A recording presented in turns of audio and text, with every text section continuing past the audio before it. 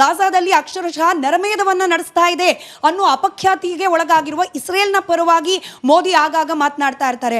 ಅಂದ್ರೆ ಇಡೀ ಯುದ್ಧದಲ್ಲಿ ನಾವು ಇಸ್ರೇಲ್ ಹಾಗೆ ಅಮೆರಿಕಾದ ಪರವಾಗಿದ್ದೀವಿ ಅನ್ನೋದನ್ನ ಪರೋಕ್ಷವಾಗಿ ತೋರಿಸ್ತಾ ಇರುವಾಗ ಎಲ್ಲಿ ಅಲಿಪ್ತವಾಗಿ ಉಳಿದಿದೆ ಭಾರತ ಅಂತ ಹೇಳಿ. ನೋಡಿ, ತುಂಬ ಟೆಕ್ನಿಕಲ್ ಸಬ್ಜೆಕ್ಟ್ ಆದ್ದರಿಂದ ಅಂಕಿಅಂಶಗಳಷ್ಟೇ ನಾನು ಮಾತಾಡ್ತೇನೆ. ಅಲಿಪ್ತ ನೀತಿಯನ್ನು ನಾವು ಬಿಟ್ಟಿದ್ದು 1964 ಬಿಟ್ವಿ. 1947ರಿಂದ 64ರವರೆಗೆ ನೆಹರೂವರ ಕಾಲದಲ್ಲಿ ಅಲಿಪ್ತ ನೀತಿ ಇತ್ತು.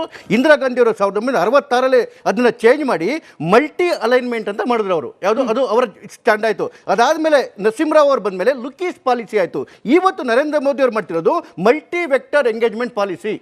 ಸೊ ಅಲಿಪ್ತ ನೀತಿ ನಮ್ಗೆ 64ಕ್ಕೆ ಇಂದಿರಾ ಗಾಂಧಿ ಅವರೇ ಬಿಟ್ಬಿಟ್ಟಿದ್ರು. ಈ ಮಲ್ಟಿ ವೆಕ್ಟರ್ ಎಂಗೇಜ್ಮೆಂಟ್ ಏನು ಅಂತ ಹೇಳಿದ್ರೆ, ನಾವು ಅಮೇರಿಕ ಜೊತೆ ಕ್ವಾಡಲ್ಲೂ ಇರ್ತೀವಿ, ರಷ್ಯಾ ಜೊತೆ ಆಯಿಲು ಪರ್ಚೇಸ್ ಮಾಡ್ತೀವಿ, ಇಸ್ರೇಲ್ ಜೊತೆ ಡಿಫೆನ್ಸು ಮತ್ತು ಅಗ್ರಿಕಲ್ಚರ್ ಎಕ್ವಿಪ್ಮೆಂಟ್ಸು ತೊಗೊತೀವಿ, ಅದೇ ರೀತಿ ಇರಾನ್ ಜೊತೆಗೆ ಆಯಿಲು ಮತ್ತು ಗ್ಯಾಸನ್ನು ತೊಗೊತೀವಿ. ಹಾಗಾಗಿ ಈ ಏನು ಮಲ್ಟಿ ವೆಕ್ಟರ್ ಎಂಗೇಜ್ಮೆಂಟಲ್ಲಿ ನಮ್ಗೆ ಯಾವ ದೇಶನೂ ಮುಖ್ಯ ಅಲ್ಲ, ಕೇವಲ ಭಾರತೀಯರು ಮಾತ್ರ ಮುಖ್ಯ. ಹಾಗಾಗಿ ನಾವು ಯಾರ ಪರವಾಗಿ ಯಾರ ವಿರೋಧವಾಗಿ ಮಾತಾಡಿದ್ರೆ, ಅಕಸ್ಮಾತ್ ಏನಾದರೂ ಭಾರತ ನಿಜವಾಗ್ಲೂ ಅಮೆರಿಕ ಪರವಾಗಿದೆ ಅಥವಾ ಇಸ್ರೇಲ್ ಪರವಾಗಿದ್ದರೆ, ಇವತ್ತು ಇರಾನ್ ಯಾವುದೇ ರಾಷ್ಟ್ರಕ್ಕೆ ಕೊಡದೇ ಇರ್ತಕ್ಕಂಥ ಡಿಸ್ಕೌಂಟ್ನ ಏನು ಸ್ಟ್ರೈಟ್ ಆಫ್ ಹಮ್ರೋಸಲ್ಲಿ ಬೇರೆ ಯಾವುದೇ ಹಡಗುಗಳನ್ನ ಬಿಡ್ತಾ ಇಲ್ಲ. ನಾನು ಕೋಟ್ ಮಾಡ್ತಾ ಇರೋದು ಅವ್ರು ಇರಾನ್ನ ಅಫಿಷಿಯಲ್ ಅಂಬಾಸಿಡರ್ ಹೇಳಿರ್ತಕ್ಕಂಥ ಮಾತು. ಏನು ಭಾರತ ನಮಗೆ ಪರಮಾಪ್ತ ಮಿತ್ರ ಮತ್ತು ನಮ್ಮದು ಅವ್ರದ್ದು ಇದಾಗಿದೆ. ಜೊತೆಗೆ ನೋಡಿ ಯಾವ ರೀತಿ ಇರಾನ್ಗೆ ಹೆಲ್ಪ್ ಮಾಡ್ತಿದೆ ಭಾರತ ಅಂತ ಹೇಳಿದ್ರೆ, ಏನು ವಿಶಾಖಪಟ್ಟಣಮಿಂದ ಏನು ಇರಾನ್ನ ಹಡಗುಗಳು ವಾಪಸ್ ಹೋಗ್ತಾ ಇದ್ವು, ಶ್ರೀಲಂಕಾ ವಾಟರ್ಸ್ ಇದ್ದಾಗ ಅಮೆರಿಕನ ಅಟ್ಯಾಕ್ ಮಾಡಿ ಮುಳುಗಿಸ್ತು. ತಕ್ಷಣ ಇನ್ನೊಂದು ಹಿಂದಗಡೆಗೆ ಡಿಫೆನ್ಸ್ ಹಡಗಿತ್ತು. ಇರಾನ್ ಹೇಳ್ಕೊಂತು ಭಾರತಕ್ಕೆ, ನೀವು ಜಾಗ ಕೊಡಿ, ನಿಮ್ಮ ಜಾಗ ಕೊಟ್ಟರೆ ನಾವು ಬೇರೆ ಯಾರು ಅಟ್ಯಾಕ್ ಮಾಡಲ್ಲ ಅಂತೇಳಿ. ಇವತ್ತು ಒಂದು ಡಿಫೆನ್ಸ್ ಹಡಗು ಮತ್ತು 2 ಚಿಪ್ಗಳು, ಒಟ್ಟು 3 ಚಿಪ್ಗಳಿಗೆ ಭಾರತ ಆಶ್ರಯ ತಾಣ ಆಗಿದೆ. ಒಂದು ಕೊಚ್ಚಿನ, ಒಂದು ಪೋರ್ಬಂದರು, 3 ಹಡಗುಗಳು ನಮ್ಮಲ್ಲಿ ನಿಂತಿದೆ. ಅದನ್ನೇ ಅವರು ಉಲ್ಲೇಖ ಮಾಡೋದು. ಕೂಗಳತೆ ದೂರದಲ್ಲಿ ಅಟ್ಯಾಕ್ ಒಳಗಾಯ್ತು ಸರ್. ಇರಾನ್ ಶ್ರೀಲಂಕನ್ ವಾಟರ್ಸು, ಅದೇ ಶ್ರೀಲಂಕನ್ ವಾಟರ್ಸು. ಅದಕ್ಕೋಸ್ಕರ ಇರಾನ್ ಏನ್ ಹೇಳ್ತಾರೆ, 370 ಕಿಲೋಮೀಟರ್ ದೂರ ಸರ್ ಬಾರ್ಡರ್. ಇವಾಗ ಇಂಡಿಯಾಗೂ ಹೋಗಿದ್ ಭಾರತದಿಂದ, ಭಾರತದ ಅತಿಥಿಯಾಗಿ ಬಂದ ಹಡಗದು, ಅದನ್ನೇ ನಾವು ಕಾಪಾಡಿರೋದು. ಈಗ ಇನ್ನೊಂದು ಹಡಗು ಬಂತಲ್ಲ, ಅದಕ್ಕೆ ಏನ್ ಮಾಡಿದ್ರು, ಇಮಿಡಿಯೇಟ್ ಆಗಿ ಇಂಡಿಯಾ ಕಳಿಸಿದ್ರು. ಇವತ್ತು ಕೂಡ ಕೊಚ್ಚಿನ ಬಂದರಲ್ಲಿ ಸೇಫ್ ಆಗಿದೆ, ಅದು ಸೇಫ್ ಆಗಿದೆ. ಕೊಚ್ಚಿನ ಬಂದಲ್ಲಿ ಸೇಫ್ ಆಗಿದೆ. ಶ್ರೀಲಂಕಾ ವಾಟರ್ ಹೋಯ್ತು, ಮುಳುಗೋಯ್ತು, ಅದು ಭಾರತದ ಸೇಫ್ ಆಗಿದೆ. ಅದ್ರ ಜೊತೆಗೆ ಪ್ಲೀಸ್ ನಾನು ಅಂಕಿಅಂಶ ಮಾತಾಡ್ತಿರೋ, ಆ ಡಿಫೆನ್ಸ್ ಚಿಪ್ ಜೊತೆಗೆ ಇನ್ನೂ 2 ಚಿಪ್ಗಳು ಕೂಡ ಸೇಫ್ ಆಗಿದೆ. ಆ ಒಂದು ಅದನ್ನೇ ಅವರು ಕೂಡ ಉಲ್ಲೇಖ ಮಾಡಿದ್ದಾರೆ. ಇರಾನ್ ನೌಕೆಯನ್ನು ರಕ್ಷಿಸಿದ ಭಾರತ ಅಂತೇಳಿ ಈವನ್ ಅಂಬಾಸಿಡರ್ ಕೂಡ ಇದು ಮಾಡಿದ್ದಾರೆ. ಹಾಗಾಗಿ ನಮ್ಗೆ ಯಾವ ರಾಷ್ಟ್ರವೂ ಮಿತ್ರವೂ ಅಲ್ಲ, ಯಾವ ರಾಷ್ಟ್ರ ಶತ್ರುಗಳಲ್ಲ. ಹಾಗಾಗಿನೇ ಜಗತ್ತಿನ ಎಲ್ಲ ರಾಷ್ಟ್ರಗಳು ನಮಗೆ ಗೌರವ ಕೊಡ್ತವೆ. 56 ಮುಸಲ್ಮಾನ್ ರಾಷ್ಟ್ರಗಳಲ್ಲಿ 53 ಮುಸಲ್ಮಾನ್ ರಾಷ್ಟ್ರಗಳು ತಮ್ಮ ದೇಶದ ಅತ್ಯುನ್ನತ ಗೌರವವನ್ನು ಮೋದಿ ಅವರಿಗೆ ಕೊಟ್ಟಿದೆ. ಮೋದಿ ಅವರಿಗೆ ಮುಸಲ್ಮಾನ್ ರಾಷ್ಟ್ರಗಳು. ಆಯ್ತು ಸರ್. ನಟರಾಜ್ ಗೌಡ್ರೆ, ಈಗ ಅಮೆರಿಕ ಇಸ್ರೇಲ್ ಪರವಾಗಿ ನಿಲ್ಲೋದು ಅಲಿಪ್ತ ನೀತಿಗೆ ವಿರುದ್ಧ ಅನ್ನೋ ಆಗಿದ್ರೆ, ಇರಾನ್ನ ಪರವಾಗಿ ನಿಲ್ಲಿ ಅಂತ ಕೇಳೋದು ಅದು ಯಾವ ಅಲಿಪ್ತ ನೀತಿ? ಖೊಮೇನಿ ಸತ್ತ ನಂತರದಲ್ಲಿ ಖೊಮೇನಿ ಭಾವಚಿತ್ರ ಇಟ್ಕೊಂಡು ಅಳ್ತಾ ಪ್ರತಿಭಟನೆ ಮಾಡುವವರನ್ನ ಬೆಂಬಲಿಸುವ ಕಾಂಗ್ರೆಸ್ ಪಕ್ಷ ಇರಾನ್ನ ಖೊಮೇನಿಯನ್ನ ಸಾಯಿಸೋದನ್ನ ಖಂಡಿಸಬೇಕಾಗಿತ್ತು ಭಾರತ ಅನ್ನೋ ಕೇಳುವ ಕಾಂಗ್ರೆಸ್ ಪಕ್ಷ ಎಲ್ಲಿಯ ಅಲಿಪ್ತ ನೀತಿಯನ್ನ ಪಾಲನೆ ಮಾಡ್ತಾ ಇದೆ? ಇರಾನ್ ಪರವಾಗಿ ನಿಲ್ಲೋದು ಅದು ಯಾವಾಗ ಅಲಿಪ್ತ ನೀತಿಗೆ ಪರವಾಗಿ ಅಥವಾ ಪೂರಕವಾಗಿರೋ ಅಂಶ ಆಯಿತು? ನಿಮ್ಮ ಮಾತುಗೆ ಮುಂಚೆ ಇವ್ರು 3 ಜನ ಏನು ಪ್ರಸ್ತಾಪ ಮಾಡಿದ್ದಾರೆ, ಅದರೊಳಗೆ ಬಹಳ ಮುಖ್ಯವಾಗಿ ರಾಹುಲ್ ಗಾಂಧಿ ಮೆಂಟಲ್ ಸ್ಟೆಬಿಲಿಟಿ ಬಗ್ಗೆ ಮಾತಾಡಿದ್ದಾರೆ. ರಾಹುಲ್ ಗಾಂಧಿ ಪ್ರೈಮ್ ಮಿನಿಸ್ಟರ್ ಆದರೆ ಅವ್ರನ್ನೂ ಹೊಗಳ್ತೀವಿ ಅಂತ ಹೇಳಿದ್ದಾರೆ. ಹೊಗಳಬೇಡಿ. ರಾಹುಲ್ ಗಾಂಧಿ ಪ್ರೈಮ್ ಮಿನಿಸ್ಟರ್ ಆದರೆ ಅವ್ರನ್ನ ಪ್ರಶ್ನೆ ಮಾಡಿ, ದೇಶದ ಪರವಾಗಿ ಪ್ರಶ್ನೆ ಮಾಡಿ. ಮೋದಿನ ಹೊಗಳಬೇಡಿ. ಮೋದಿನ ದೇಶದ ಪರವಾಗಿ ಪ್ರಶ್ನೆ ಮಾಡಿ, ದೇಶಕ್ಕಾಗಿ ಪ್ರಶ್ನೆ ಮಾಡಿ, ದೇಶ ಜನತೆಗಾಗಿ ಪ್ರಶ್ನೆ ಮಾಡಿ. ಆ ಧೈರ್ಯ ನಿಮ್ಗಿರ್ಬೇಕು. ಯಾರೇ ಭಾರತೀಯ ಪ್ರಜೆಗೆ ಆ ಧೈರ್ಯ ಇರಬೇಕು. ಅದು ರಾಹುಲ್ ಗಾಂಧಿ ಅವ್ರಿಗಿದೆ. ಆಮೇಲೆ ಅಲಿಪ್ತ ನೀತಿ ಅಂದ್ರೆ ಏನು?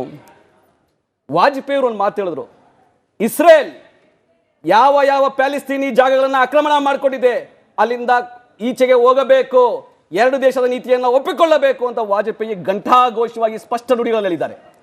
ಇಂದಿರಾ ಗಾಂಧಿ ಅವರು UK ಆಗ್ಬೋದು, USA ಆಗ್ಬೋದು, ವೆಸ್ಟರ್ನ್ ಕಂಟ್ರೀಸ್ ನಮಗೆ ಡಿಕ್ಟೇಟ್ ಮಾಡೋಕ್ಕಾಗಲ್ಲ, ನಮಗೆ ಗೈಡ್ ಮಾಡೋಕ್ಕಾಗಲ್ಲ ಅಂತ ಸ್ಪಷ್ಟವಾದ ಮಾತುಗಳಲ್ಲಿ ಹೇಳಿದ್ದಾರೆ 1971ನಲ್ಲಿ.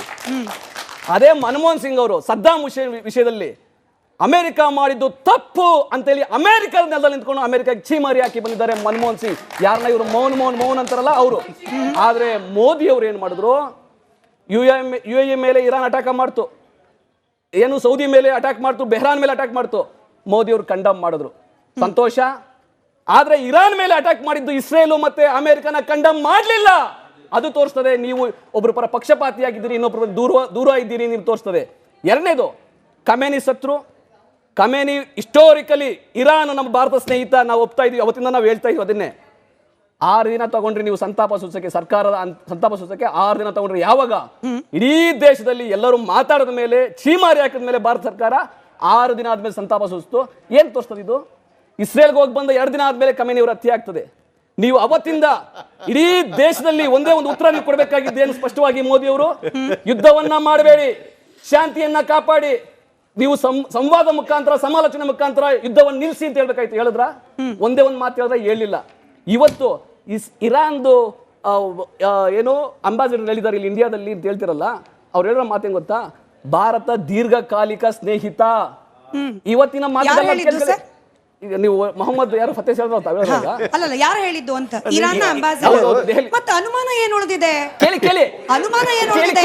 ಇರಾನ್ನ ಅಂಬಾಸಿಡರ್, ಇರಾನ್ನ ಸಮಾಧಾನ, ಇರಾನ್ನ ಅಂಬಾಸಿಡರೇ ಯುದ್ಧ ನಡೀತಿರೋ ಪರಿಸ್ಥಿತಿಯಲ್ಲಿ ನೀವೇ ಹೇಳಿದಾಗೆ 6 ದಿನದ ನಂತರದಲ್ಲಿ ಭಾರತ ಸಂತಾಪವನ್ನ ಸೂಚಿಸಿದ ನಂತರದಲ್ಲೂ ಕೂಡ, ಅದಾದ ಮೇಲೆ ಇರಾನ್ನ ಅಂಬಾಸಿಡರ್ ಈಗಲೂ ಕೂಡ ಭಾರತ ಇರಾನ್ನ ಸ್ನೇಹಿತ ಅಂತ ಹೇಳಿದ ಮೇಲೆ ಇನ್ ಅನುಮಾನ ಏನು ಉಳಿದಿದೆ? ಅನುಮಾನ ಇಲ್ಲ, ಯಾರಿಗೂ ಅನುಮಾನ ಇಲ್ಲ. ಅದನ್ನೇ ಹೇಳ್ತಾ ಇದೀನಿ. ಭಾರತ ಆಪ್ತ ಮಿತ್ರ, ದೀರ್ಘಕಾಲದ ಸ್ನೇಹಿತ. ಕೇಳಿ, ಇವತ್ತಿನ ಅವ್ರೇನು ನಮ್ಮ RO ಜಲಸಂಧಿಯಿಂದ ನಮಗೆ ಅಡುಗೆಗಳ ಬೆಳಕು ಮಾಡ್ತಾ ಇದ್ದಲ್ಲ, ಪ್ರಯತ್ನ ಮಾಡ್ತಾ ಇದಾರಲ್ಲ, ಅದು ಯಾಕೆ ಕಾರಣ ಗೊತ್ತಾ? ಅದಕ್ಕೆ ಕಾರಣ ಮನಮೋಹನ್ ಸಿಂಗ್, ಅದಕ್ಕೆ ಕಾರಣ ವಾಜಪೇಯಿ. ಮನಮೋಹನ್ ಸಿಂಗ್ ಅವರ ನಿರ್ಧಾರಗಳಿಂದಾಗಿಯೇ ಇರಾನ್ನ ಜೊತೆಯಲ್ಲಿ ಫ್ರೆಂಡ್ಶಿಪ್ ಗಟ್ಟಿಯಾಗಿತ್ತೇನೋ. ಈಗ ನರೇಂದ್ರ ಮೋದಿ ಅವರು ನಿಮ್ಮ ಆರೋಪದ ಪ್ರಕಾರ ಇರಾನ್ನ ವಿರುದ್ಧವಾಗಿ ನಿಂತಿದ್ದಾರೆ, ಚೇಂಜ್ ಮಾಡಬಹುದಾಗಿತ್ತು. ಈಗಲೂ ಕೂಡ ಇಂಡಿಯಾ ಇಸ್ ಫ್ರೆಂಡ್ ಅಂತ ಹೇಳ್ತಿದ್ದಾರೆ. ಅಲ್ಲಿಗೆ ಮನಮೋಹನ್ ಸಿಂಗ್ ಅವರು ಹಾಕಿಕೊಟ್ಟ ಹಾದಿಯಲ್ಲೇ ನರೇಂದ್ರ ಮೋದಿ ಅವರು ಸಾಕ್ತಿದ್ದಾರೆ. ಅಬ್ಜೆಕ್ಷನ್ ಯಾಕೆ? ನೋಡಿ, 2019ರಲ್ಲಿ ನಾವು ಇರಾನ್ ಇಂದ ನಾವು ಹಣಕಾಸಿನ ವ್ಯವಹಾರ ಇದೆಯಲ್ಲ, ವ್ಯಾಪಾರ ವಹಿವಾಟು ಇದೆಯಲ್ಲ, 94,000 ಕೋಟಿ. 2025ರಲ್ಲಿ ನಮ್ದು ಮತ್ತೆ ಇರಾನ್ದು ವ್ಯವಹಾರ ಬಂದು, ವಹಿವಾಟು ಬಂದು 3,400 ಕೋಟಿ ಮಾತ್ರ.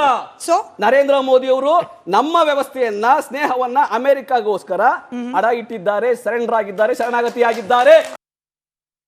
ಚೆಕ್ ಕೂಡ ಮಾಡ್ಬಿಡೋಣ ಗಿರೀಶ್ ಲಿಂಗಣ್ಣ ಸರ್. ಒಂದು ದೇಶದ ಮೇಲಿರುವ ಡಿಪೆಂಡೆನ್ಸಿಯನ್ನ ನಾವು ಕಡಿಮೆ ಮಾಡಿಕೊಳ್ಳೋ ಸಲುವಾಗಿ ನಮ್ಮ ಪರ್ಚೇಸ್ ಅನ್ನ ನಾವು ಡಿವೈಡ್ ಮಾಡ್ತಿದ್ದೀವಿ ಅನ್ನೋ ರೀತಿಯ ಉತ್ತರಗಳು ಕೇಂದ್ರ ಸರ್ಕಾರದ ಕಡೆಯಿಂದ ಆಗಾಗ ಬರ್ತಿರೋದನ್ನ ನಾವು ಕೇಳಿದೀವಿ. ಇರಾನ್ನ ಜೊತೆಗಿನ ವ್ಯಾಪಾರ ವಹಿವಾಟು ಕಮ್ಮಿ ಆಯಿತು, ರಷ್ಯಾ ಜೊತೆಗಿನ ವ್ಯಾಪಾರ ವಹಿವಾಟಿಗೆ ಹಿಂದೇಟು ಹಾಕ್ತಾ ಇದೆ, ಬಿಕಾಸ್ ಅಮೆರಿಕಾಗೆ ಇಷ್ಟ ಇಲ್ಲ ಅನ್ನೋ ಕಾರಣಕ್ಕೆ ಭಾರತ ಹೀಗೇನ ನಿರ್ಧಾರ ತೆಗೆದುಕೊಳ್ತಾ ಇರೋದು? ಭಾರತ ಸರ್ಕಾರದ ನಿರ್ಧಾರಗಳು ಅಮೆರಿಕಾಗೆ ಹೆದರ್ಕೊಂಡು ತಗೊಳ್ತಾ ಇರೋದ, ಅಥವಾ ನಿಜವಾಗ್ಲೂ ಕೂಡ ಒಂದು ದೇಶದ ಮೇಲೆ ಡಿಪೆಂಡೆನ್ಸಿಯನ್ನ ಕಡಿಮೆ ಮಾಡ್ಕೊಳ್ಳೋಕೋಸ್ಕರ ತೆಗೆದುಕೊಳ್ತಾ ಇರುವ ನಿರ್ಧಾರನ? ಈಗ ಭಾರತ ಅನೇಕ ರಾಷ್ಟ್ರಗಳ ಜೊತೆ ಡೈವರ್ಸಿಫೈ ಮಾಡ್ಕೊಂಡಿದೆ. ಪರ್ಚೇಸ್ ಆಫ್ ಆಯಿಲ್ ಮತ್ತು ಈಗ ಗ್ಯಾಸ್ದು ಡೈವರ್ಸಿಫೈ ಮಾಡ್ಕೋತಾ ಇದೆ. ಬಿಕಾಸ್ ಗಲ್ಫ್ ಕಂಟ್ರೀಸ್ ಮೇಲೆ 60% ಅವಲಂಬಿತವಾಗಿದ್ವಿ. ಸೊ ಈಗ ಆಸ್ಟ್ರೇಲಿಯಾ, ಆಫ್ರಿಕನ್ ಕಂಟ್ರೀಸು, ಕೆನಡಾ ಇಂಥ ಕಡೆ ಎಲ್ಲ ಡೈವರ್ಸಿಫೈ ಮಾಡ್ಕೋತಾ ಇದೆ. But of course the cost of shipping ಅದೆಲ್ಲ ತುಂಬಾ ಜಾಸ್ತಿ ಆಗುತ್ತೆ. ಬಟ್